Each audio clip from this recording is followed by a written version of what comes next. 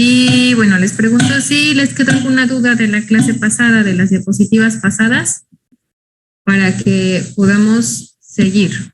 ¿Tienen dudas? En lo personal no, maestra. Ok, José, ¿los demás?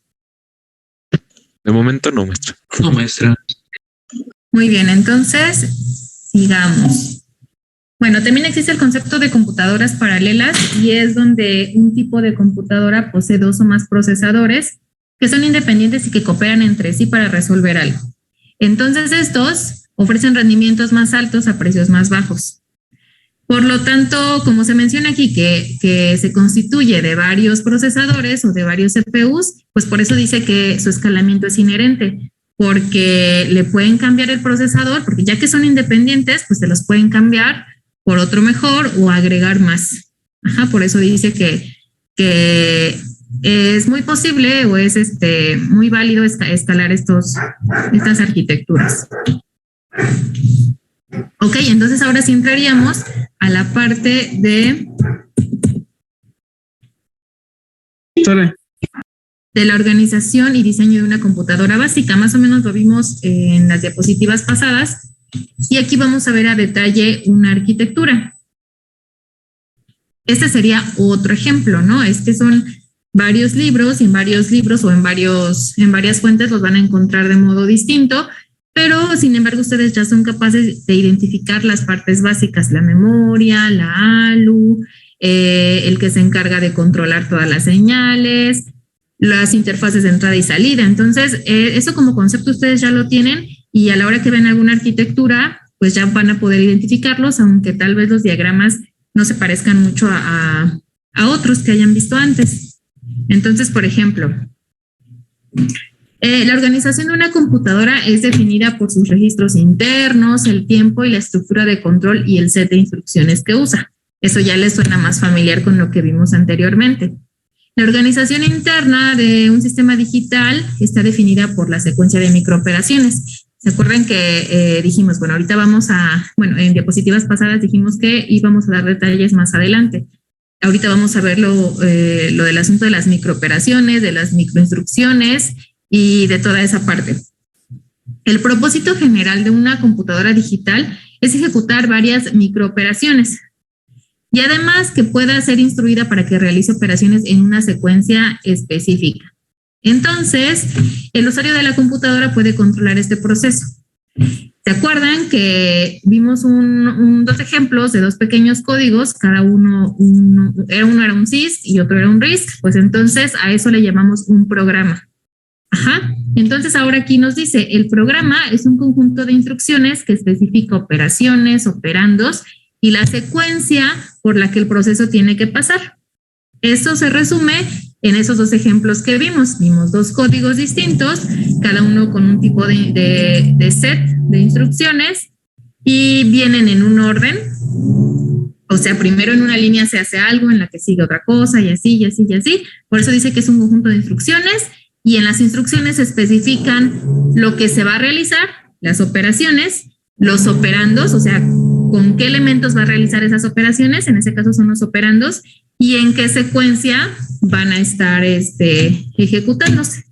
Entonces, ese código es el programa. El código de instrucción. Una instrucción es un código binario que especifica una secuencia de microoperaciones para la computadora. Ustedes tengan presente, ahorita que cuando yo les hable de instrucción de una computadora, regrésense al código, a la imagen del código, de los dos ejemplos de código que les mostré, donde están los unos y los ceros. ¿Se acuerdan que en el CISC eran de tamaños distintos y en el RISC eran de 32 bits? O sea, eran un montón de unos y ceros, pero bueno, no eran un montón, eran 32. Entonces, cuando les hablo del código de instrucción, es eso, ¿no? La traducción de la instrucción a binario. Por eso aquí dice que es un código binario. ¿Qué especifica? Bueno, los códigos de instrucción junto con los datos se almacenan en memoria. La computadora lee cada instrucción desde la memoria y la coloca en un registro de control. El control entonces interpreta el código binario de la instrucción y procede a ejecutarla emitiendo una secuencia de microoperaciones. ¿Se acuerdan que les platiqué que la instrucción está guardada en la parte de memoria de instrucciones? Y luego, ya que nosotros accedemos a una de esas instrucciones que están ahí guardadas, tenemos que desmenuzarla y ver qué es lo que nos está diciendo esa instrucción. Esa instrucción nos puede decir, o más bien nos va a decir, qué operación se va a hacer, con qué operandos, y esa información pequeñita que yo les estoy platicando son las microoperaciones. Ajá, entonces, después de que ya identifica qué tipo de instrucción es, dónde están los operandos, cómo le va a hacer, pues entonces empieza a emitir señales de control que le digan a los demás elementos que ejecuten esa instrucción. Por ejemplo, si la instrucción fuera inmediata, pues entonces la parte de control dice, acabo de recibir una instrucción inmediata, los operandos ya están en la instrucción, ya nada más lo único que me pide aquí es sumarlos, entonces tengo que activar la ALU, los multiplexores de la ALU, para que reciban los operandos de la misma instrucción, o sea, para que activen el camino que va desde la instrucción y me haga la operación. Entonces ya empieza a emitir todas estas señales necesarias para que esa instrucción se ejecute. Cada computadora tiene su propio conjunto de instrucciones. La habilidad para almacenar y ejecutar instrucciones, el programa almacenado, son la propiedad más importante de una computadora de propósito general. Entonces, bueno, nada más está especificando que son las dos cosas más importantes que identifican a una computadora de propósito general, como es la que tienen ustedes, como es la que tienen, que ahorita están tomando su clase. Estas son computadoras de propósito general.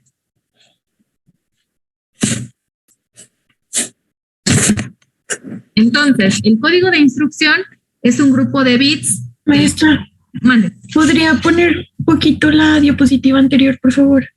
Sí.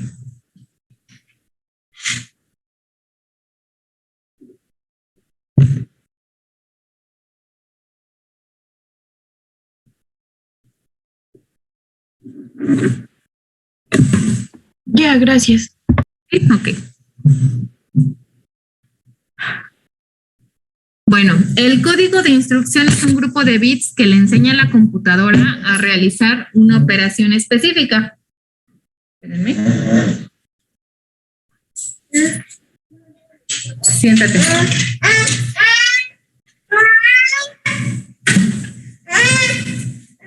Siéntate. Siéntate. ¿Me pasas su vaso ahorita que puedas, por favor? Es un grupo de bits que le enseña a la computadora a realizar una operación específica. La parte más básica de este código es la parte de la operación. Entonces, ¿a qué se refiere? Bueno, que dentro de la instrucción va a haber un conjunto de bits o ciertos bits que están dentro de la instrucción. Acuérdense del código de la instrucción convertida en binario. Entonces, hagan de cuenta que ustedes reciben los 32 bits de binario. Ustedes son el CPU y reciben esa instrucción en 32 bits. Entonces, cierto número de bits de esos 32 que tienen ahí, pues les está diciendo qué operación se va a hacer. Entonces, pongamos un ejemplo que únicamente vamos a poder realizar la suma. Vamos a señalar.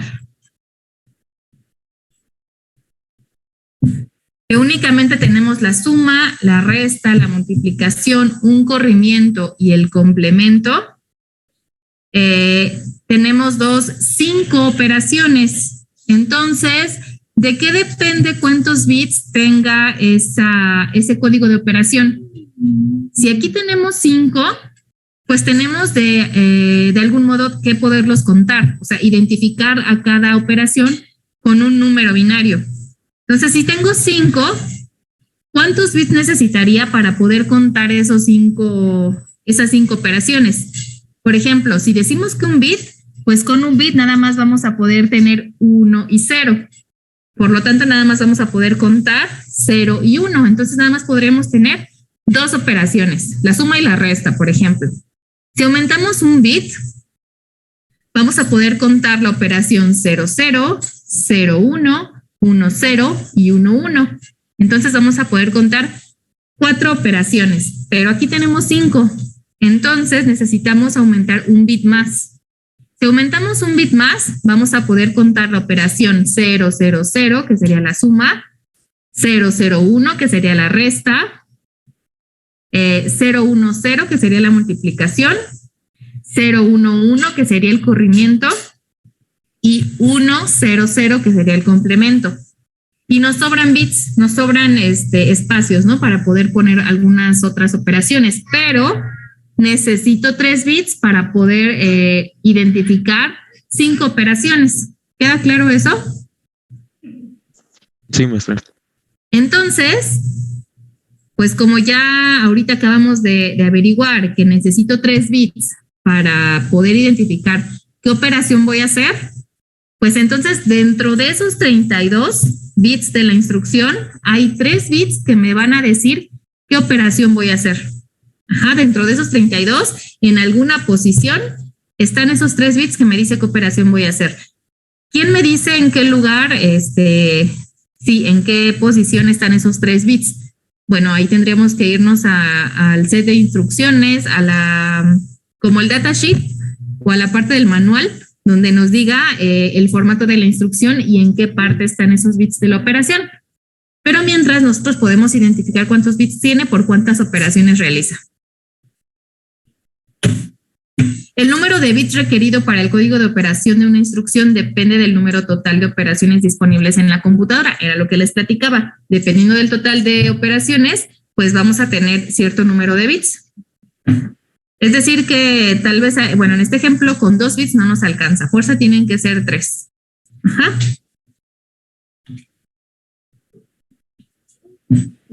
Ejemplo. El código de operación consiste de al menos n bit para 2 a la n o menos. Operaciones distintas. ¿A qué se refiere? Por ejemplo, tenemos 3 bits para ahorita el ejemplo anterior que vimos en la diapositiva pasada. Espérenme tantito.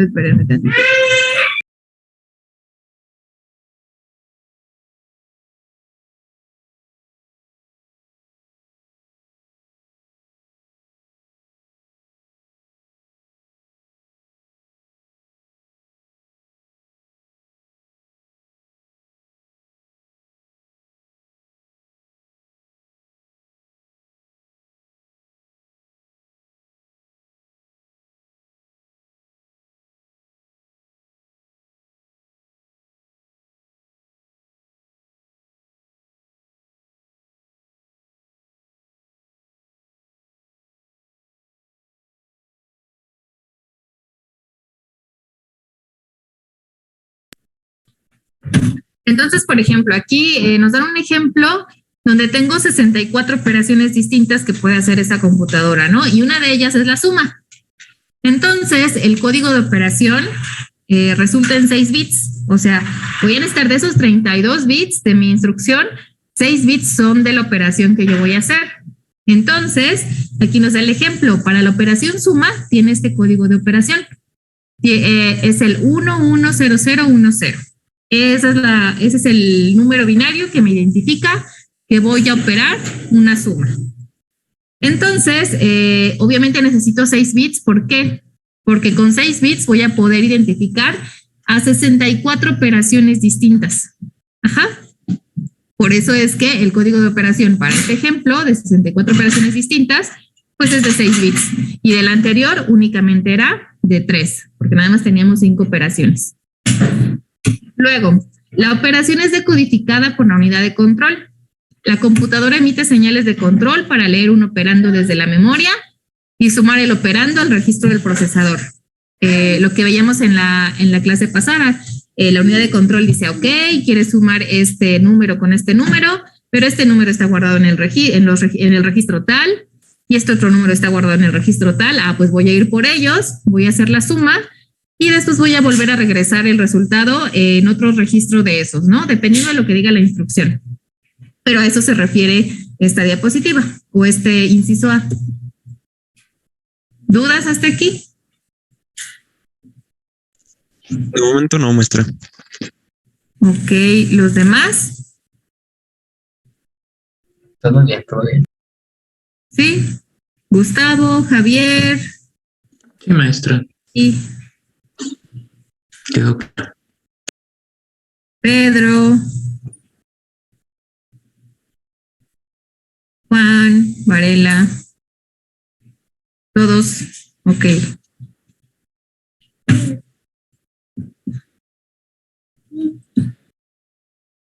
La operación es una parte de una instrucción almacenada en memoria. Es un código binario que le dice a la computadora que realice cierta operación. La unidad de control recibe esa instrucción y la interpreta como un código binario. Es decir, la unidad de control ya sabe en qué posición está el código binario y dice, ay, recibí el 110, ¿cuál era?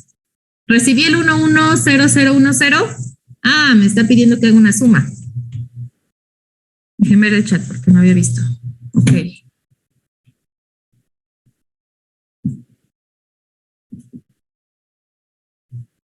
Entonces les digo, recibe el 110010. Ah, ok, me está pidiendo que haga una suma. Entonces emite una secuencia de señales de control, que son microoperaciones, para que se realice la operación, ¿no? Y luego, para cada código de operación, el control emite, ay, se me hace que aquí repetí. Bueno, pero es la misma idea, que emite cierta secuencia de microoperaciones para que se pueda implementar esa operación. El código de operación es llamado macrooperación porque especifica un conjunto de microoperaciones. Nada más es un juego de palabras, ¿no? A la hora que interpreta la unidad de control la instrucción, pues más bien ya sabe que tiene que realizar otras tareas pequeñitas. ¿Se acuerdan que lo vimos al inicio de esta presentación? La tarea 1 era ir a traer los operandos, la tarea 2 era ir a traer el operando. A ver, vamos a regresarnos para no inventar. Traer la instrucción, decodificarla, traer los operandos y la ejecución. Entonces, esas tareas pequeñitas que se tienen que hacer para ejecutar la instrucción en general, pues son las microoperaciones.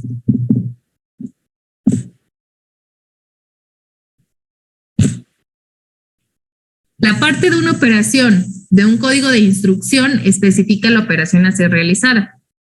La operación debe ser realizada sobre datos almacenados en los registros del procesador, que es el archivo de registros, o en la memoria, que también lo vimos ahí en la arquitectura como memoria de datos.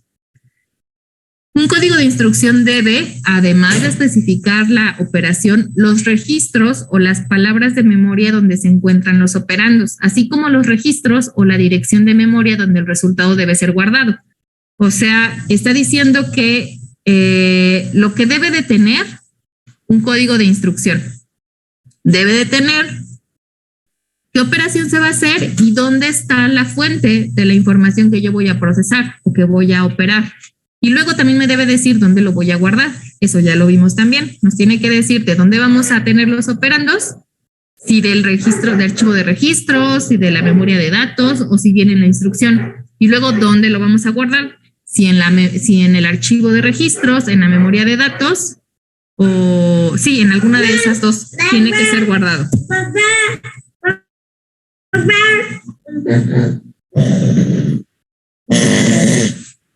Aquí tenemos un ejemplo de lo que les comentaba, que la memoria puede ser una sola, pero puede estar dividida en dos. Internamente, la parte de las primeras direcciones van a corresponder al programa o a las instrucciones, y las últimas, dependiendo de en qué posición hayan puesto, si a la mitad, o sea, cuántas direcciones le hayan asignado a cada cosa, pues en la parte de arriba estarían las instrucciones y en la parte de abajo estarían los datos, la memoria de datos. Pero aquí es una sola memoria. Esta es otra manera de ver, otra manera de diseñar una arquitectura de la computadora, cuando tenemos dos memorias o una memoria como en este ejemplo. Entonces, si nosotros sacamos un cachito o una dirección de esta parte de las instrucciones o del programa, la podemos ver aquí.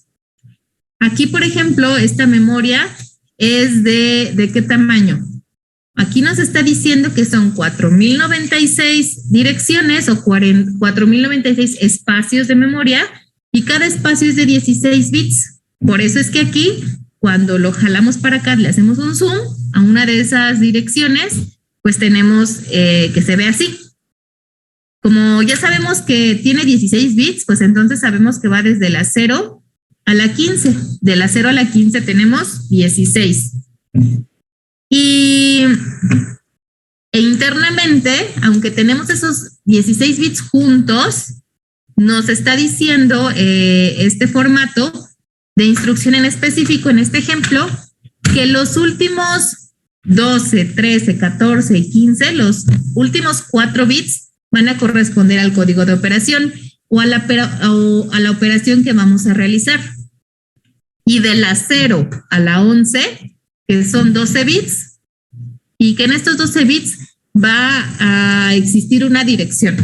Ajá, entonces, a la hora que la unidad de control traiga esa instrucción, ya va a saber esta información, porque ya sabe el formato de la instrucción. Dice, ok, los últimos 4 es la operación que voy a hacer, y los primeros 12 es una dirección. Muy bien, este sería el formato de la instrucción, cuando jalamos aquí un ejemplo de una instrucción de estas. Pero si jalamos una dirección que pertenece aquí a los datos, pues igual va a tener 16 bits porque toda la memoria es de ese tamaño. Entonces esta no puede tener más bits, ¿no? Todas son de 16.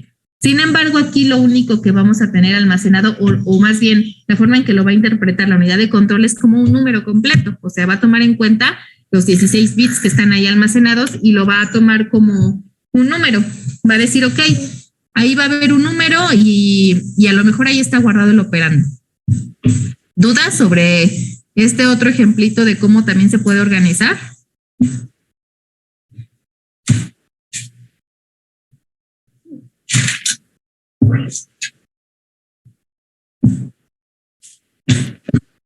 Todo bien. Lo único que... Mande. Aunque todo bien, hasta el momento. Ok. Aquí lo único que difiere es que es una sola memoria, ¿no? Y ya nada más estamos entrando más en detalle en cómo sería una dirección de esta memoria. Ajá, nada más ya estamos entrando cada vez más en detalle.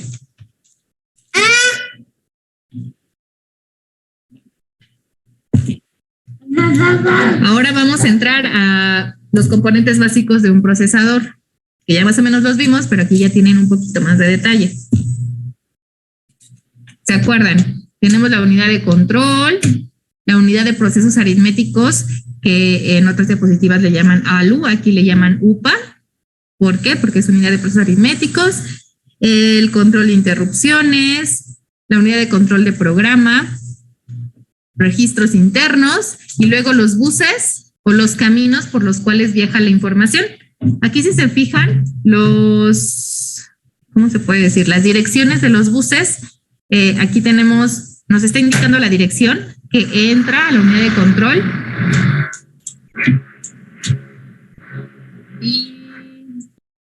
Y acá también, o sea, nos dice de qué modo es el flujo de la información. Ay, perdón, es que aquí están trabajando a un ladito. Y bueno, aquí nos dice de qué manera interactúan entre ellos. Y luego aquí les ponen nombres a los buses. El bus de datos, el bus de control, aquí va a haber interrupciones. Aquí está la memoria externa de datos y programas. No la pone como una sola porque está tomando como ejemplo esta anterior que les mostré, que seguramente internamente está así dividida, ¿no? En la parte de arriba están las instrucciones o el programa y en la parte de abajo están todos los datos. Por eso aquí nada más es una sola memoria. Aquí están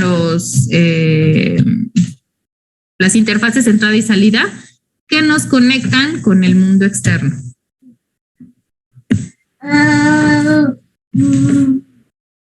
En resumen, estas son las funciones de cada parte de esta arquitectura, de este ejemplo.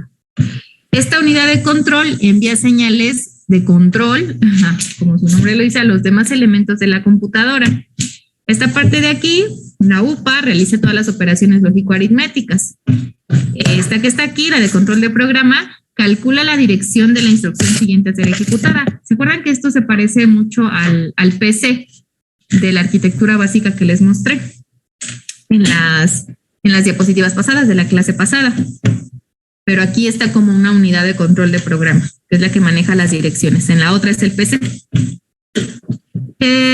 Digamos que la que les mostré en la clase pasada es una arquitectura básica, más o menos nada más para que se identifiquen los módulos principales y cómo interactúan entre ellos. Y aquí, esta es una arquitectura ya más específica, ¿no? Ya con sus nombres más específicos. Este modulito que está aquí maneja interrupciones externas y esta que está aquí es un conjunto de registros que almacenan información. Entonces, como vamos a ir desglosando esto y nos vamos a ir metiendo más a detalle, pues vamos a ir viendo cada uno de estos a detalle. Esta es la unidad de control. Hagan de cuenta que esta es estamos en la unidad de control. Esta es la caja negra de la unidad de control. Aquí tenemos las entradas. Vamos a verlo de este lado. Aquí está, ¿no? Esta sería la caja blanca de la unidad de control, porque dentro, pues no, ya tiene más elementos. Tiene un secuenciador, un registro de instrucción, la lógica de selección, la memoria del microprograma y todo esto. Entonces, esto más bien nos está diciendo en qué orden vamos a realizar las cosas y va a estar dándonos señales de control. Aquí dice, se encarga de decodificar las instrucciones en ensamblador y de ejecutar las microoperaciones necesarias para llevarlas a cabo. Recibe la instrucción y le empieza a desmenuzar. Que, bueno, aquí con la palabra decodificar es más o menos lo que se quiere decir. Empieza a ver estos bits de qué son, qué operación voy a hacer, dónde voy a guardar, de dónde voy a ir a traer los operandos, etcétera. Por cada instrucción en lenguaje ensamblador serán activadas secuencialmente una serie de señales que le indican a los diferentes componentes de la arquitectura la operación a realizar. Por eso es secuenciador, porque lo va a hacer de manera secuencial, o sea, va a emitir las señales que hagan las microoperaciones o las tareas pequeñitas que se tienen que hacer para ejecutar la operación. Para que ya nosotros digamos, ya se ejecutó la suma, ya se ejecutó la resta. Ajá. La parte fundamental de esta unidad es el secuenciador.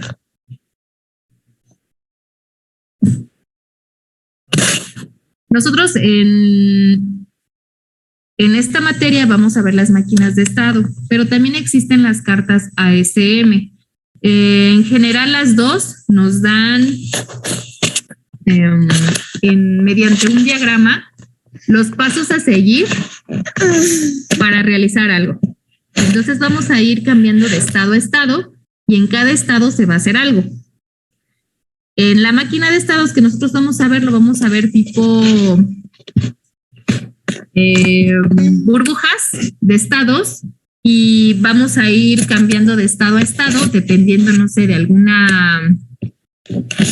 no sé, si vamos a empezar, vamos a poder cambiar de estado. ¿Cómo se dice? Los cambios de estado pueden ser condicionales o no. Vamos a tener alguna condición para poder cambiar de estado o simplemente cambiamos de estado así nada más. Las cartas ASM son iguales, igual se llaman E0, E1, E2, E3 por los estados que van cambiando, pero aquí están en forma de diagrama de flujo, como ustedes lo han visto tal vez en los lenguajes de programación.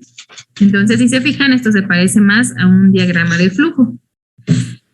La caja negra de una máquina de estado se ve así. Igual, todas las cajas negras son así. Tenemos el nombre del circuito, tenemos las señales de entrada y las señales de salida.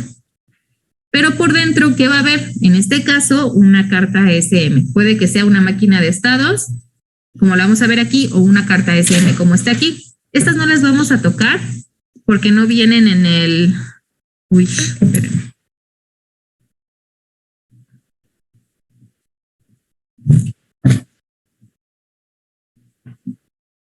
Porque no, ok.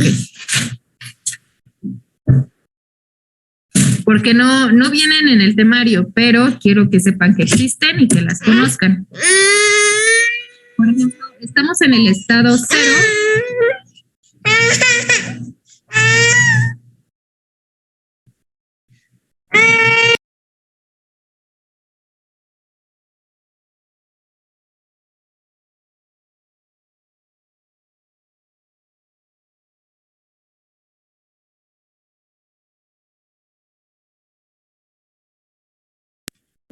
Perdón, estamos aquí en el estado 0, por ejemplo, y nos dice, acuérdense, aquí viendo la máquina, perdón, la caja negra, tenemos que estar al pendiente de dos señales, de la señal X y de la señal inicio. Esas son nuestras señales de entrada de las que tenemos que estar pendientes. Entonces, cuando ya estamos aquí en la carta SM, si se fijan, inicio está dentro de un rombo. En programación o en software sabemos que un rombo es un símbolo de decisión. Entonces aquí nos está preguntando si inicio vale 0 o si inicio vale 1. Si inicio vale 0 voy a tomar este camino y si inicio vale 1 pues me voy a ir a otro símbolo. Entonces si inicio vale 0 me voy a regresar aquí y voy a estar, digamos que aquí, esperando en el estado 0. ¿Hasta cuándo? Hasta que inicio sea igual a 1 para poder avanzar. Entonces, si inicio es igual a 1, ya avanzo y me encuentro con otro símbolo de decisión. Este símbolo de decisión está preguntando por el valor de X, que X es otra de las entradas de nuestra caja negra, de nuestra máquina de estados. Entonces, igual, pregunto, X es igual a 1, me voy por este lado, o X es igual a 0, me voy por este otro lado. Si X es igual a 1, voy a ir desde el estado 0 hasta el estado 4, porque voy a seguir este caminito. Estoy en el estado 0, inicio fue igual a 1, X es igual a 1, pues entonces me está diciendo que me vaya aquí y voy a caer en el estado 4. En el estado 4 nos encontramos con un símbolo que es un símbolo de donde nosotros ponemos las variables de entrada y salida. En este caso, a ver, vamos a ver, corresponde con mi caja negra, ¿no? Que tengo dos señales de salida, la bar 1 y bar 0. Entonces, en el estado 4, bar 0 tiene un valor. Aquí no están especificándolo tal cual, pero tiene un valor. Después de que asigna ese valor a esta señal de salida, sin condición, cambia al estado 5.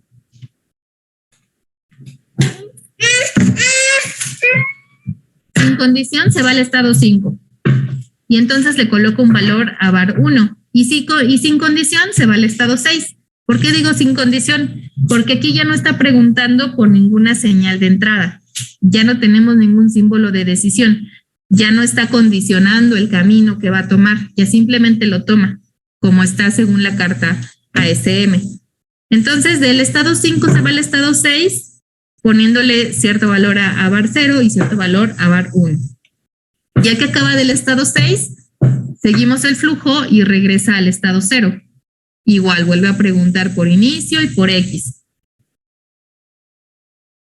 Pero, ¿qué pasa si ahora X vale 0? Pues va a cambiar desde el estado 0 hasta al estado 1, se va a ir al estado 1. En el estado 1 va a colocar los valores que son a la bar 0 y a bar 1, y sin condición se va a ir al estado 2, va a ponerle el valor a bar 1 y sin condición se va a ir al estado 3, va a colocar cierto valor a bar 0 y terminando del estado 3 se va a regresar al estado 0. Y vuelve otra vez, ¿no?, a preguntarse por las señales de entrada. Entonces, más o menos así se ve una carta ASM. Si nosotros convertimos esto a una máquina de estados como la vamos a ver nosotros, pues sería más o menos así. Sería el estado 0. Aquí está diciendo que se va al estado, se puede ir al estado 1 o se puede ir al estado 4. Sí, ¿no? Aquí se fijan, puede irse al estado 1. Espérenme.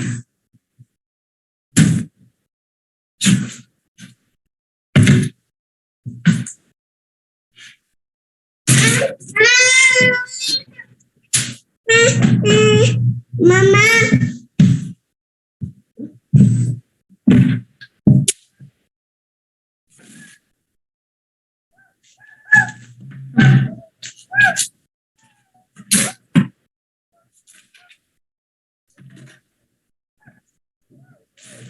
Después del estado 1 puede irse, se va directamente al estado 2 y luego al estado 3 y del estado 3 se regresa al estado 0. Y luego aquí del estado 4 se va al estado 5 y luego al estado 6 y del estado 6 se regresa al estado 0. Aquí pareciera que está sin condición, pero aquí tenemos que ponerle que para ir del estado 0 al estado 1 está preguntando por inicio.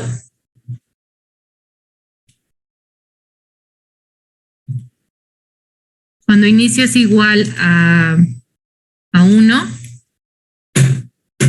y cuando ¿qué? Cuando X es igual a 1.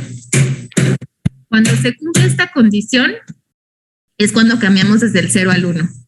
Pero cuando inicio es igual a 1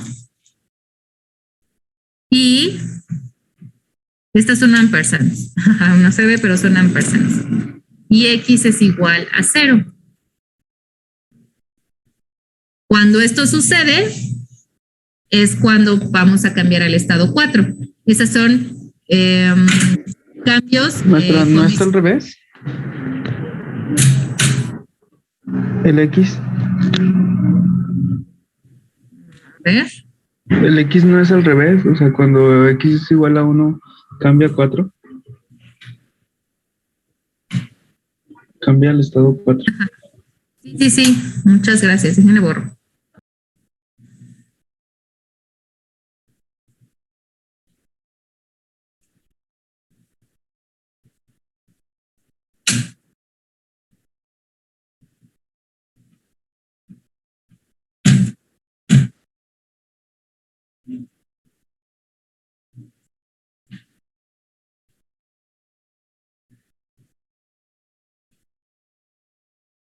Entonces, sí, perdón, este es 0 y este es 1. ¿Quién me corrigió, Pablo? Sí, maestra, fui yo. ¿Puedes poner tu nombre, porfis? Gracias. Sí. Entonces, así es. Estaba al revés. Entonces, aquí es lo que les digo. Pueden tener caminos condicionados o sin condición, porque ya si se fijan del 1 al 2, ya no importa el valor de las entradas, yo me cambio del 2 al 3 igual y del 3 al 0 igual.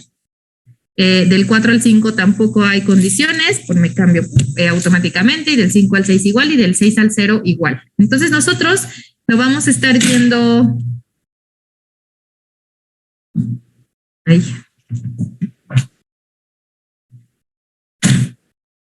Ven acá, muchachito, ven.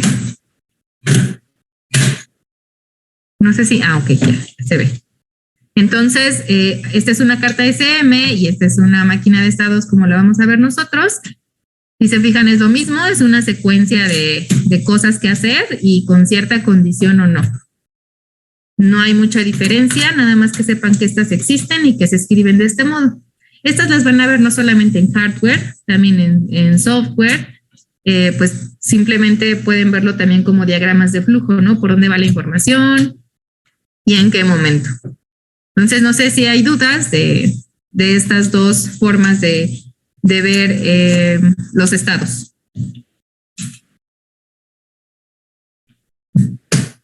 ¿Dudas? No. Yo tengo una duda, maestra, pero es sobre los estados realmente qué son.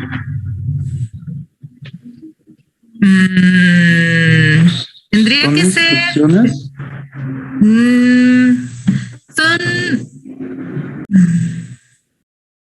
ciertos procesos que se hacen dependiendo de dónde se esté usando. En este ejemplo específico de la máquina de control, por ejemplo, para que sigamos en este mismo asunto de ejecutar instrucciones, pues lo que está haciendo es decir, bueno, recibí una instrucción que es, híjole, ahí, por favor. Recibí una instrucción que sus operandos están en el registro, en el archivo de registros. Entonces, no puedo empezar a hacer eso hasta que haya empezado el proceso. Entonces, como ya empezó el proceso, tal vez en el estado 1 le digo, ve y lee el registro de instrucciones y tráeme los operandos que están en cierta dirección. Entonces, ¿qué hace en el estado 1? Pues pone la señal de lectura del registro de instrucciones en 1, o sea, para que lea, para poder accesar, la pone en 1, y después le dice qué dirección o qué registro quiere leer, y entonces también aquí pone el número de instrucción que va, el número de registro que va a leer. Y en la instrucción 2, como tal vez ya tiene el resultado de la operación, bueno, en la instrucción 2 le puede decir al multiplexor de la ALU que cambie a cierta posición, a 0 a 1, imaginándonos la arquitectura de la clase pasada.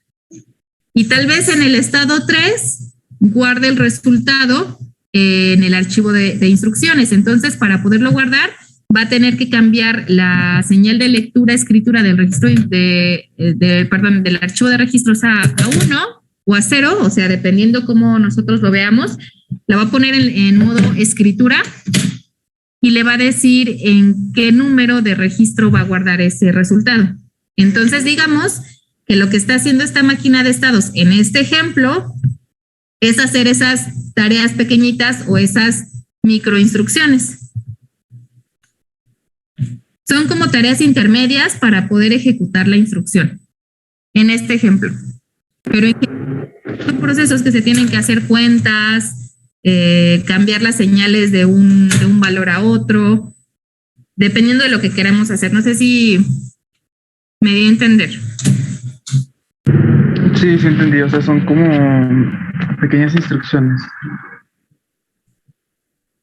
Pequeñas tareas. Sí, digo, para no confundir lo de instrucción que estamos viendo ahorita. Ok, sí, gracias, maestra. Okay. Ese diagrama ya nos lo había mostrado, ¿no, maestra? En la clase que estaba en la exposición de Intel, como que recuerdo que estaba usted mostrándonos un dibujo parecido, ¿no? Así, con circulitos. No me acuerdo, no les mostré yo nada en el de Intel. ¿O sí? Del manual de las prácticas, creo. Pero entonces, no sé. Como que recuerdo, pero entonces tal vez no. No es que realmente no hemos visto ahorita máquinas de estado ni nada, pero seguramente ya la he mencionado. Mencioné máquinas de estado, eso sí, de eso sí me acuerdo. Mencioné las máquinas de estado, pero aún no vemos ejemplos ni nada. Simplemente para que se vaya entendiendo el concepto en general y ya después le entramos a fondo, ¿no? Entonces ahorita para que sepan que existe y por qué existe, porque en otros cursos pues empiezo dando qué es específicamente un multiplexor, esto y esto, o sea, los vemos de modo aislado y tal vez no se entiende cuál es su función dentro de todo el sistema. Y a lo mejor por eso se tarda en entender para qué sirve, ¿no? O sea, porque a lo mejor nada más están haciendo las cosas como robotitos. Entonces, al yo verlo ahora de este modo con ustedes, al revés, o sea, primero diciéndoles que existen ciertas cosas y para que sepan para qué sirven y ya después entramos a ver cómo los hacemos en Verilog. Yo quiero que a ustedes se les haga más fácil el entendimiento de cómo interactúan entre sí, todo lo que estamos viendo en general, porque ya después lo vamos a ver de manera independiente, ¿no? Nos vamos a enfocar en solamente máquinas de estado, solamente la ALU, pero para que sepan en qué parte están esas cosas y cómo al final van a interactuar entre sí. Esa es la idea. Por eso ahorita se las menciono así rapidísimo y ya. Después las vamos a ver más específicas. ¿Qué tipos hay? ¿Y por qué? Ajá.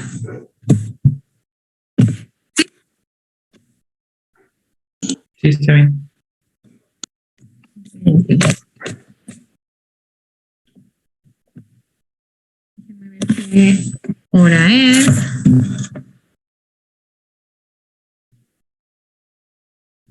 Ok, ya tenemos tiempo.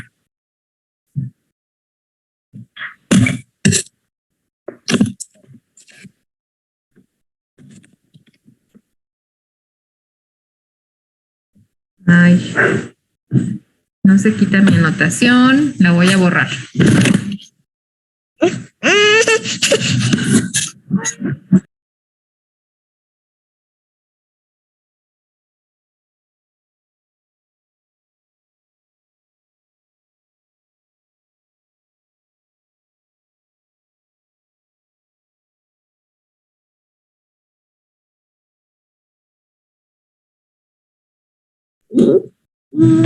Entonces, voy a borrar esto.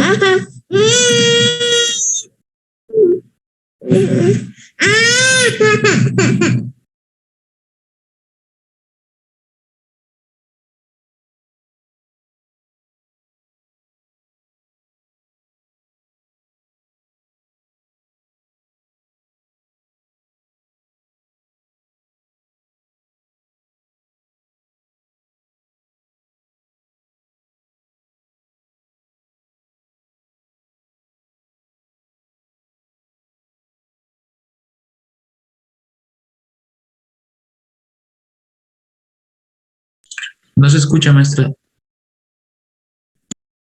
Perdón, gracias. Bueno, aquí vamos a ver cómo es que se implementa cierto algoritmo o cierto código con máquinas de estado. Como los de software lo ven así, 3 líneas de código, pero ¿qué es lo que implica en hardware, no?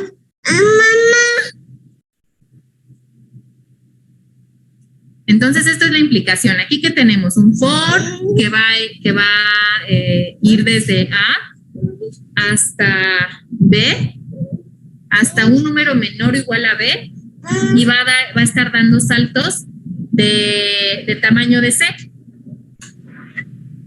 ¿Eso qué significa? Suponiendo que X empieza en 0, de 0 y que B sea 10, por ejemplo, entonces va a ir de 0 hasta menor o igual a 10 y va a estar dando saltos en 1, por ejemplo, que C sea igual a 1. Entonces va a ir 0, 1, 2, 3, 4, 5, 6, 7, 8, 9 y 10, porque aquí dice igual, menor o igual a 10. Si fuera únicamente menor, se hubiera quedado en el 9. Ajá, entonces, mientras este lleva esta cuenta, pues var 1 va a valer 1 y var 2 va a valer 0. Y al final del for va a regresar var 1 a 0. Ajá. Durante esta cuenta va a valer 1 y cuando termine va a valer 0. Eso es lo que nos dice este pequeño código en C. Pero ¿qué es lo que tiene que hacer la computadora para que se ejecute este código? Bueno, pues vamos a tener aquí que esta sería los módulos que se necesitan para poder hacer este código. Un comparador que nos esté diciendo que X sea menor o igual a B. Entonces,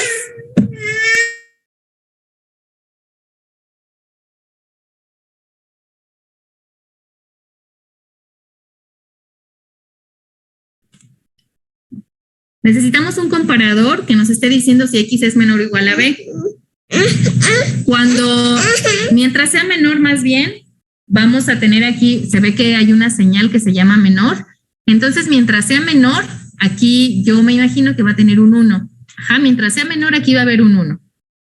Si no es menor, va a ser igual, ¿no? O mayor. Entonces, esta señal va a cambiar a 0. Entonces, por eso esta señal se llama menor.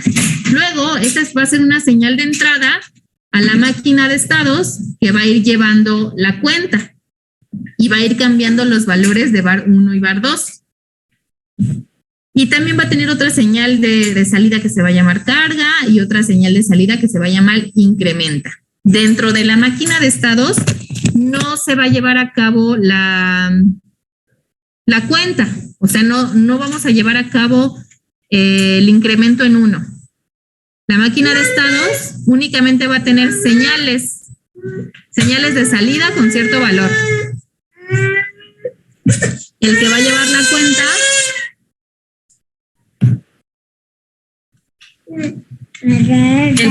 cuenta es el contador. Otro modulito que vamos a tener que hacer. Entonces más o menos cuando nosotros tenemos este código, nos podemos imaginar los módulos que se necesitan para poder hacerlo. ¿Cómo van a interactuar estos entre sí? Bueno, la máquina de estados le va a decir al contador en qué momento incrementar. Y ahorita vamos a ver lo de la carga. Le va a poner un valor al contador para en qué momento incrementar. Y luego este contador va a tener 2 entradas, A y C. Esas A y C, ¿quiénes son? Es esta A de aquí y es esta C de aquí. Para saber desde dónde iniciar y de cuánto van a ser los saltos. Entonces esa es la información que debe tener el contador. ¿Por qué? Porque debe saber desde dónde iniciar, si va a iniciar desde 0 y si va a estar incrementando la cuenta de 1 en 1, porque puede que también, si se fijan aquí, son variables. Son variables y nosotros podemos ponerle el valor que queramos. Entonces tal vez a A le podamos poner que empiece desde 5 y que el incremento sea de 5 en 5. Entonces la cuenta va a ir 5, 10, 15, 20, 25. Entonces, ¿de qué depende cómo cuenta el contador? Pues de estos valores de entrada. Igual aquí, ¿no? Si nosotros cambiamos estos valores, obviamente este for va a ir haciendo la cuenta dependiendo de eso. Y luego aquí, bueno, pues la X es el resultado, ¿no? Y esa X va a estar alimentando al comparador. ¿Por qué? Porque al incrementar la cuenta, suponiendo que empezó en 0 y que el incremento es en 1, el siguiente número es 1. Entonces, como el siguiente número es 1, es un valor que tiene que tener de entrada el comparador. Y como ahora vale 1, va a preguntar, ¿ahora este 1 sigue siendo menor a B? Entonces, sí, mientras sigue siendo menor a B, pues va a entrar a esto, ¿no? Y así, ¿hasta cuándo? Hasta que este comparador llegue al límite. Hasta que ya no sea menor, ¿no? Según esto. Entonces, lo que hay dentro de esta máquina de estados es, en este ejemplo o en esta bibliografía, pues es una carta ASM que está diciendo en el estado 0, yo voy a hacer la carga del número de cuál voy a empezar a contar. Y después me voy a ir al estado 1. En el estado 1 aquí no tengo nada. No hay salidas que poner, pero tengo una señal de entrada que se llama menor. Si es 1, voy a incrementar a var 1. Y si es 0, no voy a hacer nada. Más que. A ver, admito a Natalia. Y si es 0, me voy a ir otra vez a carga. Pero si es 1, si menor es 1, o sea, como sigue siendo menor, lo que voy a hacer es incrementar. Entonces incremento el valor a var 1 y en lugar de poner la carga a ese mismo número, vuelvo a incrementar en 1, mientras menor sea igual a 1. Cuando menor ya no sea igual a 1, va a dejar de incrementar. Entonces todo esto es lo que tiene que hacer el hardware para los de software puedan ejecutar estas 3 líneas de código. Yo me acuerdo cuando únicamente programaba, pues yo no tenía ni idea de lo que implicaba hacer estas 3 líneas, todo lo que hacía el hardware para poder hacerlo. Y es lo que vamos a estar haciendo nosotros. Vamos a hacer nuestro sumador desde 0, porque el símbolo de suma, pues, implica que el hardware haga varias cosas que nosotros vamos a hacer. Por eso les decía que en esta materia no vamos a usar el signo de más, ni de menos, ni el por, ni el de división. Nosotros vamos a hacer esas operaciones a manita. Como si viéramos qué módulos necesito para poder ejecutar esas operaciones. ¿Dudas de esto?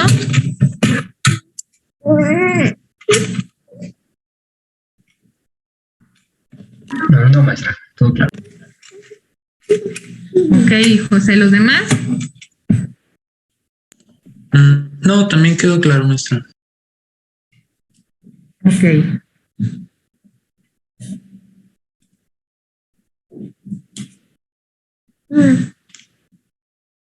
Este es un ejemplo de ensamblador, de una instrucción de ensamblador.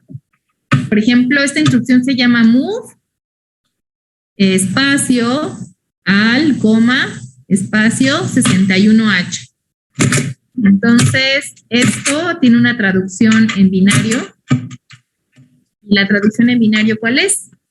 Pues es 101100000111000001 y así lo ve la compu, ¿no? El CPU. El CPU recibe el número binario y nosotros, o el que programa en ensamblador, pues está escribiendo esto, pero la compu recibe esto. Bueno, ¿qué significa? Pues la unidad de control trae la instrucción y la decodifica. ¿Qué es decodificar? Bueno, pues estar viendo qué significa la instrucción, qué elementos hay en la instrucción para poder ejecutarla. Pues aquí lo que me está diciendo es que los menos, acuérdense que los de más a la derecha son los menos significativos y los de más a la izquierda son los más significativos. Entonces aquí los menos significativos, 2, 4, 6, los 8 menos significativos nos indican que hay un 61, pero hexadecimal. Ajá, tenemos ahí un 61 hexadecimal. Por eso tiene esa H ahí. Los siguientes 4 bits más significativos se están refiriendo al registro AL. Y los 4 bits más significativos están refiriéndose a que se debe ejecutar la instrucción move o la operación move. ¿Cómo se vería entonces esta instrucción en binario? Pues se vería así. Sería todos los binarios juntos. El guión bajo solamente se utiliza para poder leer, para legibilidad. Entonces lo único que está haciendo es separar de 4 en 4 los bits. Así se escribiría en Verilog. Cada 4 o cada 8, a como ustedes le entiendan, para que quede más clara la cantidad, vamos a estar poniendo guiones bajos. Y esos guiones bajos el compilador los va a ignorar. Eso simplemente es para nosotros, los que estamos describiendo el hardware, para que nosotros podamos entender bien esa cantidad, ¿no? O ese número binario. Entonces, estos guiones bajos solamente se ponen para eso. Luego, esta B significa que los números que siguen de la B van a estar en binario. Que el 1 no va a ser el 1, sino el 1 binario. Que el 0 no va a ser el 0, sino el 0 binario. Ajá. Este apóstrofe nos va a decir que antes del apóstrofe hay un número. ¿De cuántos bits va a ser ese número? Entonces, lo que significa esto es, tengo este número binario porque aquí está la B, y de 16 bits porque aquí está el 16. Esto sería en binario, pero si yo lo quiero escribir en hexadecimal, porque es más rápido, porque tal vez lo entiendo más, porque tal vez necesito escribirlo en hexadecimal por alguna razón, pues sería así, ¿no? Es esto mismo, pero acuérdense que en hexadecimal convertimos cada 4. Cada 4 bits lo pasamos a su equivalente hexadecimal. Este es el 1, este es el 6, este es el 0 y este es el 11 binario, pero en hexadecimal, ¿cuál es? La B.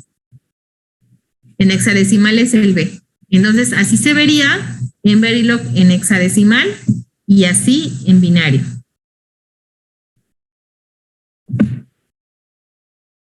Y así lo va a ver, así lo vamos a mandar a la computadora. Ajá, entonces, eso más o menos es lo que hace la unidad de control. Desmenuza la instrucción para ver qué es lo que se va a hacer. Así como existe esta instrucción, pues aquí nos están poniendo otros ejemplos, ¿no? La instrucción int o cómo son varias instrucciones seguidas. Esta move, que está moviendo este valor a tal registro. o este 9 a este registro, este int, no recuerdo si es una interrupción, no recuerdo bien, y luego otra vez otro move que va a mover un 0 al registro H y otra vez una int, ¿no? Entonces así se vería el programa que va a ir ejecutándolas de manera secuencial, o sea, una tras otra, una tras otra. Pero cada una de ellas tiene que ser decodificada por la unidad de control. ¿Dudas en esta diapositiva?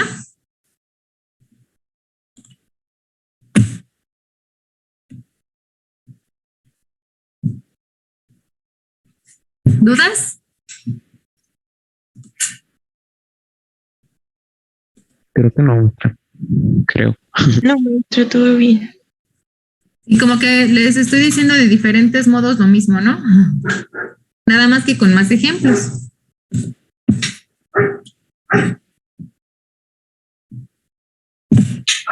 Esta es la unidad de procesos aritméticos, que es la ALU.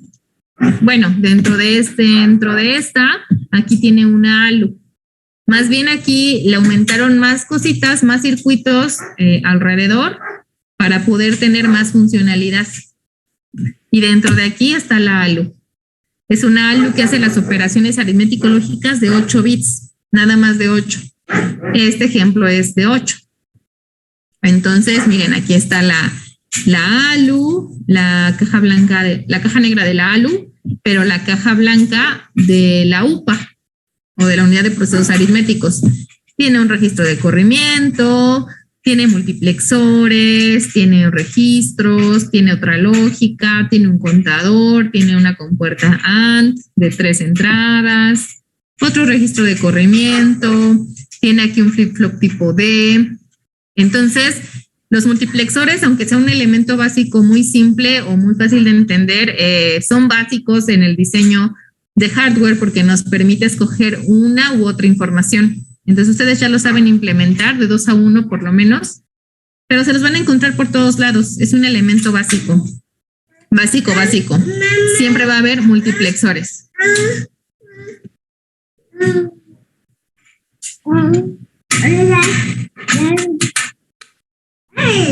Bueno, esta unidad de procesos aritméticos dice, cuenta con una unidad lógica aritmética donde hay sumas, restas y operaciones lógicas AND y XOR. O sea, específicamente esta, lo único que hace es sumar y restar. Y estas operaciones lógicas. O sea, aquí no hace la multiplicación y la división. Cuenta con un registro de corrimiento auxiliar. Este dispositivo, como en el caso del secuenciador, bueno, este es un dato que nos dan, que no existe físicamente en la actualidad, sino como un módulo de software que se integra a un sistema digital. O sea que lo que vamos a hacer, según dice este libro, ya no existe, que ya se hace en software, esta parte de la ALU, se hace en software. Nosotros sí lo vamos a hacer en hardware. Pero no he encontrado otra información que me diga sí. O sea, la ALU ya no se hace en hardware. Entonces habría que ver, ¿no? Porque aquí donde estoy yo trabajando en el laboratorio del CREDES, ahí todavía se está haciendo todo en hardware. Todo. No estamos utilizando nada de software. Esta es la unidad de procesos aritméticos, su caja negra, donde tiene todas las entradas y salidas. Aquí como son muchísimas, pues las pone todas alrededor, ¿no? Y aparte como las pone de cierto tamaño y de cierto modo para que sea entendible su funcionamiento. Entonces aquí nos dice, pues mira, tenemos tantas entradas. ¿Qué nos dice que son entradas o salidas? Pues la dirección de la flecha. Hay flechas delgadas y hay flechas gruesas. Las flechas delgadas nos indican que únicamente tenemos un bit y las flechas gruesas nos indican que aquí viajan más de un bit. Y en este caso nos ponen una línea diagonal y un 8 diciéndonos específicamente por aquí viajan 8 bits. Ajá, por este cable, por este camino viajan 8 bits. En otros diseños no es necesario, o bueno, no importa, se tiene que poner como un estándar.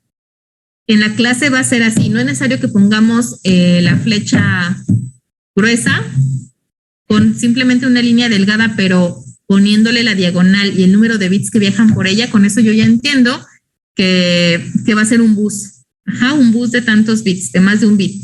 Y si no tiene una diagonal, es que es un bus de un bit. Ajá, por ahí viaja únicamente un bit. En este caso, si hacen esa diferencia, hasta en tamaño, ¿no? Hasta en tamaño de la flecha. Todo depende del material que estén leyendo. Es distinto en cada uno. Lo importante es que sepan identificar la información que les está mostrando, ¿no? Aunque sea distinto entre un libro u otro o entre cierta información que busquen en internet, que tal vez no sea libro, pero que sepan ya identificar qué significan, aunque los dibujos sean diferentes, un poco diferentes. La unidad de procesos aritméticos también tiene estas salidas. Dice aquí que un carry de salida, un signo, un overflow, un cero. Estas señales que salen de la ALU son importantes. Son importantes a la hora de saber, a la hora que ya se conectan con los demás módulos del CPU, la unidad de control, el PC y eso. Es importante porque estos nos ayudan a saber si vamos a hacer un salto o no, cierto tipo de instrucción. O sea, estas señales las tenemos que sacar a fuerza de la ALU porque otros módulos lo van a ocupar, ¿no? Entonces, por ejemplo, si hacemos una suma y si existió un carry, ya después vamos a ver qué es eso o vamos a verlo más a detalle, o si hubo un overflow, o si la operación nos dio un cero, o si la operación nos dio un signo, ya sea positivo o negativo, pues todo esto se va a reflejar aquí. Y les vamos a llamar flags o banderas, que nos van a indicar con un 1 o con un 0 si existió ese caso, si hubo un carry, si hubo signo, si hubo overflow, si la salida fue 0. Entonces, cuando hagamos esas operaciones, que en este caso dice que nada más se suma y resta, cuando hagamos esas operaciones, vamos a tener ciertos valores en las flags que les van a ayudar a otros módulos a tomar decisiones. Por eso es que estas existen. Aquí existen otras más, pero ahorita no son relevantes para ustedes, ¿no? Ahorita los vamos a ver.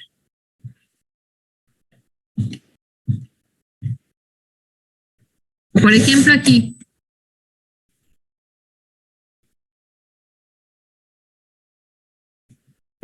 Los conceptos en sí son sencillos, pero ya a la hora que nos metemos a una arquitectura en particular, tal vez pueden llegar a ser confusos, pero depende, ¿no? Depende, podemos estudiarlos un poquito con más detenimiento y también es importante decir que depende del diseñador, ¿no? Este diseñador lo pensó de ese modo, otro lo pudo haber pensado distinto. Pero al final, mientras identifiquemos los elementos básicos, no debemos tener problema con entenderlo. Por ejemplo, aquí nos está mandando tablas de cómo entender la UPA, cómo entenderla, de dónde va a tomar la información, dónde la va a alojar, de qué va a depender en este caso, de los valores que tengamos en sus entradas. Espérenme que ya no veo mi ratón. Ah, aquí está.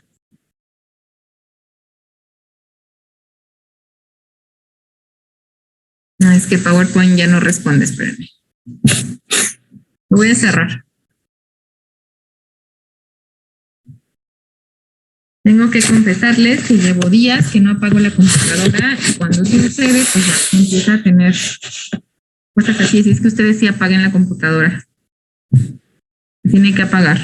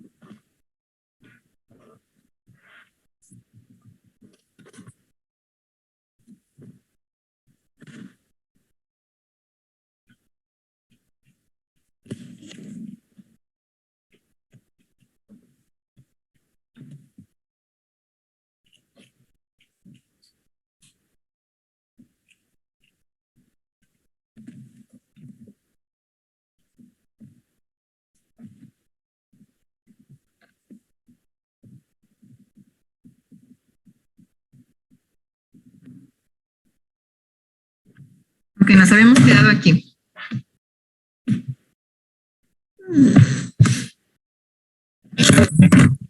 Entonces, bueno, aquí tenemos varias señales de control de entrada que están de la UPA 0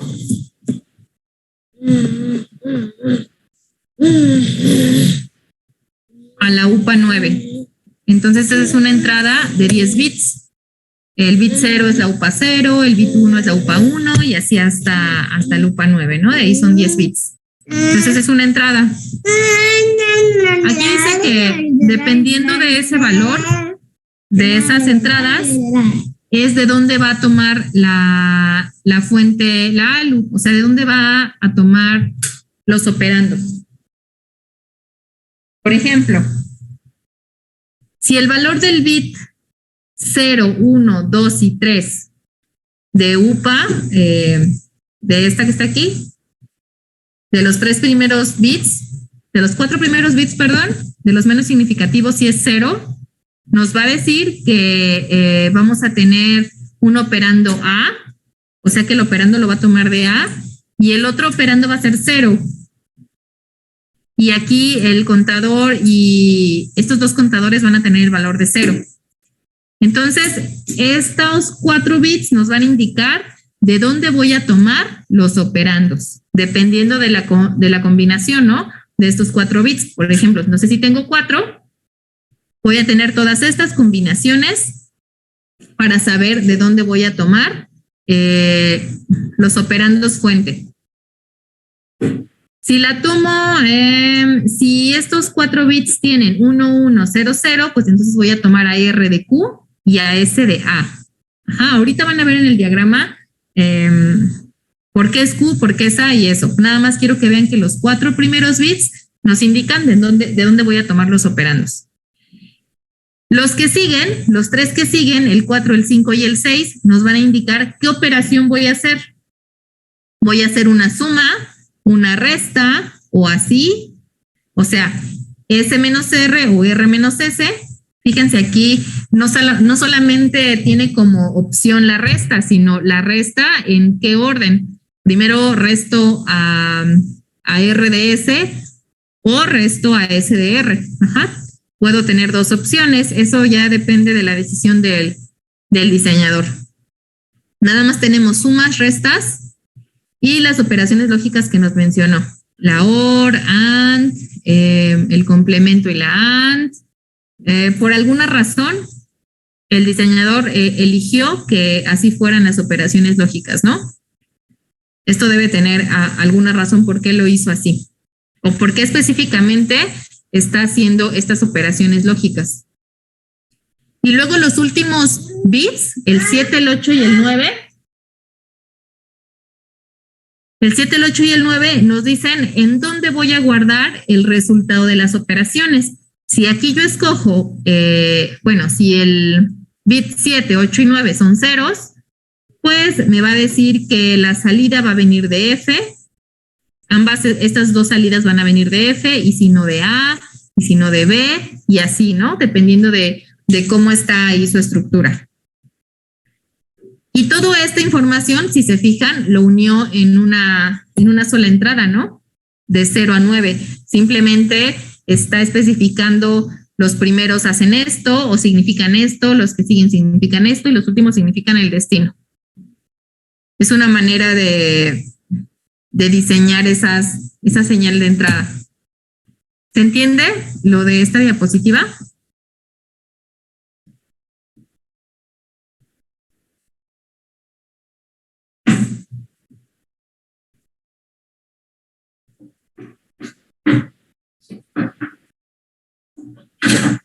Si no se entiende, también está bien. Solo díganme.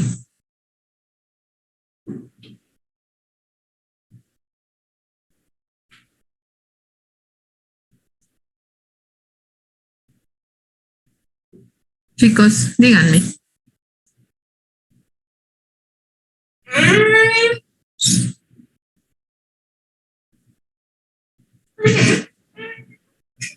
¿Sí todo bien hasta aquí?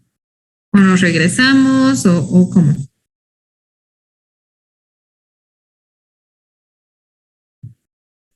Todo bien. Ok, Yasmin, ¿los demás?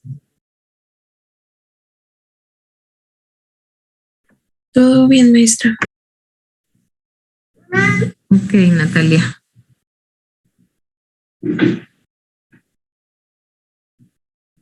Muy bien, Ángel.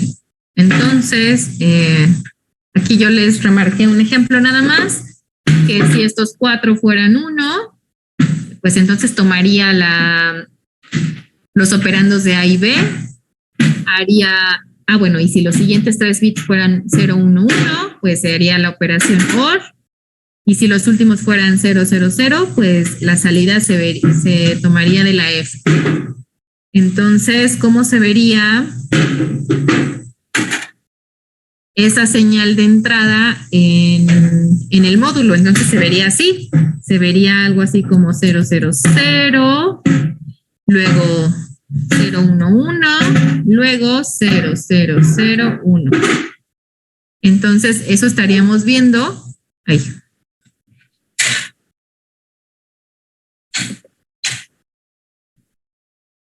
Eso estaríamos viendo, ese número estaríamos viendo en... Ahí.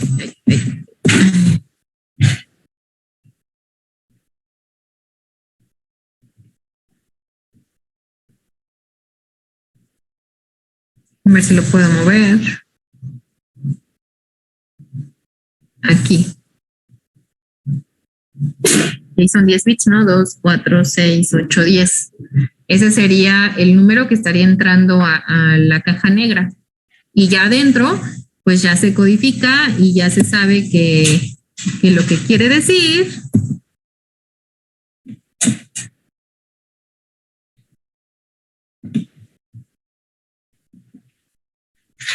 es eso, ¿no? De dónde va a tomar las fuentes, qué operación va a hacer y dónde lo va a guardar. Dejen guardar eso, que diga borrar eso.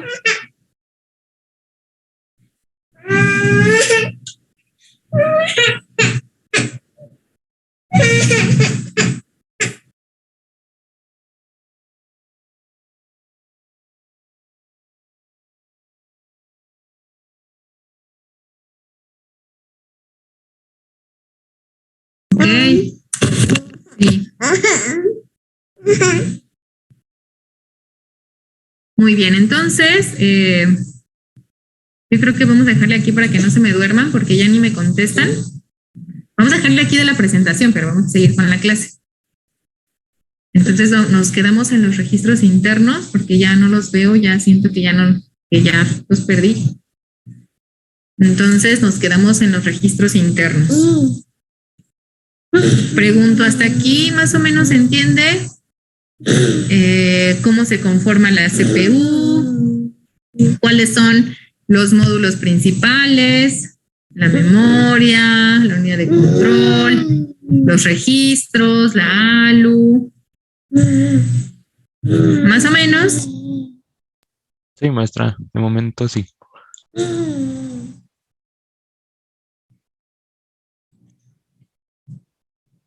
Ok. De todos modos, en cualquier cosa que no se entienda, yo lo puedo volver a repetir o puedo intentar explicarlo de otro modo, pero díganme, ¿no? Si no me dicen, yo no sé. Ok, entonces vamos a quitar esta presentación.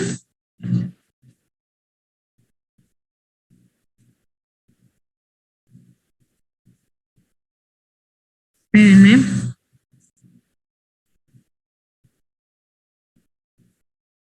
Sí, es un poquito tedioso. pero trato de explicárselos de la manera más sencilla o que se les grabe más lo principal, ¿no? Las ideas principales, que se les quede así bien grabados. A lo mejor los detalles con el tiempo van a quedar bien sellados, pero por lo menos las ideas principales que sí se les quede. Ok, entonces, bueno, les platico. Ya tengo la llave, o más bien ya la tenía, pero no la encontraba. La llave de laboratorio. ¿Qué pasó? Ok. ¿Qué les platicaron a ustedes? Les mandaron un documento, ¿no? A ver, platíquenme. Pues en sí solo decía que a partir del 14 se iban a reincorporar los laboratorios presenciales, ¿no? Bueno, de manera como híbrida, pero no estoy seguro de qué manera, no se nos dio muchos detalles. Bueno, al menos por... ¿Mandaron un documento o cómo fue? Sí, creo que al grupo de WhatsApp habían mandado un comunicado sobre eso. Ok, a mí me mandaron como los horarios o una tabla, pues. Sí, era una tabla donde según esta semana eran nomás los cuartos en laboratorio, la que sigue quintos y la que sigue de la que sigue sextos. Para ir una semana al laboratorio sí y 2 no. De hecho, enviaron un documento con un video. No sé si se acuerdan también. Sí, del profe Sandoval. ok, a ver si me lo pasan. Bueno, el video. A mí me mandaron un calendario donde dice que nosotros como quinto A de arquitectura nos toca la siguiente semana, que es la semana del 28, que es lunes, ¿no? Entonces, que esa semana nos toca a nosotros. Yo pregunté si era obligatorio, si teníamos que ir, fui a revisar, fui a ver que abriera la llave para empezar, para no, si es que se diera el caso y que ya nos pusiéramos de acuerdo y todo, pues no llegar y que no hubiera laboratorio, ¿no? Porque todo lo que se tiene que hacer para llegar al laboratorio, para que no esté abierto después de tanto tiempo, pues sí, por eso fui a checar todo eso. Entonces tengo la llave, no sé si sepan dónde se encuentra el laboratorio para empezar. ¿Está en la antigua unidad o es en el campus? No, está en López Velarde. Está hasta arriba, ¿no? Hasta arriba, ¿no? Sí. Está hasta arriba, a un lado de la al lado derecho. Ajá, por ahí hay una caseta. Cerca de Una fuente, ¿no? ¿Cómo? ¿Dónde, maestra? Perdón, es que no escuché. Es que yo, bueno, así como por nombres no les sé decir. Pues es arriba de los salones de electrónica, ¿no? Sí, donde estaban. Hay una fuente ahí en ese pedazo. Sí, hay una fuente, exacto. Arriba de las canchas, toda la parte de arriba de las canchas de básquet, hay una fuente encerrada en una reja y ahí está la caseta, hay una entrada de estacionamiento. Es un estacionamiento, el estacionamiento que está hasta arriba. Ay, estos. Y ahí está. Entonces a nosotros nos tocaría desde las 7 hasta las 12, normal, ¿no? Les pregunté que si era obligatorio y hasta el momento no lo es, al menos que yo les diga. Pero según extraoficialmente van a haber comunicados de que sí va a ser obligatorio, ¿no? En esta semana y en estos días van a sacar la UAS en general el comunicado de que sí es obligatorio. Entonces, no sé, yo les pregunto a ustedes, en la materia 1 se necesita, ¿por qué? Porque todavía estamos viendo lo de la simulación, todavía estamos viendo cosas de sintaxis, pero no sé ustedes cómo se sientan, que a lo mejor sí necesiten que yo esté ahí. Bueno, con la computadora yo puedo accesar a su computadora y estamos de manera segura, ¿no? Aislados. Pero les pregunto si es necesario. ¿Ustedes cómo ven? ¿Cómo están viendo el laboratorio? Y a ver si es necesario que realmente ahorita estemos presencial. Miren, aunque vayamos, pero no les voy a prestar las tarjetas porque todavía no es momento. Yo siempre me espero a que ya estén simulando muchísimo, o sea, ya no tengan dudas de la simulación, de entender sus circuitos y todo, y ya que eso pase, ya ahora sí ya nos vamos con la tarjeta. Por eso, de todos modos, aunque fuéramos, no estaríamos viendo la tarjeta, sino puro código y pura simulación. Por ese caso, digamos que por ese modo yo digo que ahorita no necesitamos el laboratorio por las tarjetas, ¿no? No utilizaremos las tarjetas, pero no sé si ustedes sientan que necesite yo estar con ustedes para entender las cosas. ¿Cómo ven? ¿Cómo se han sentido hasta ahorita?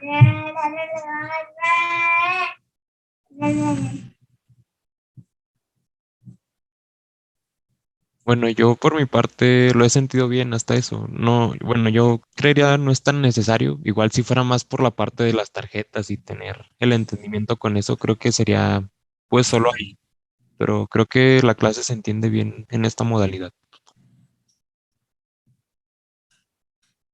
Sí, Sí, yo opino yo igual. específicamente de laboratorio, ¿eh? De laboratorio.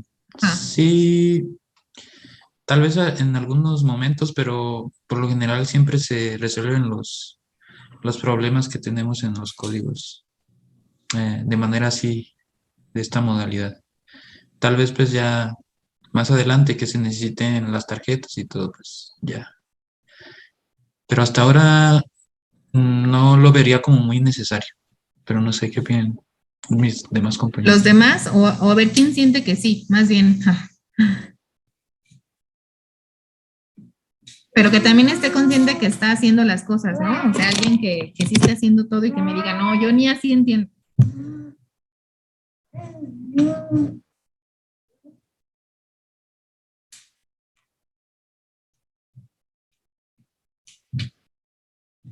¿No?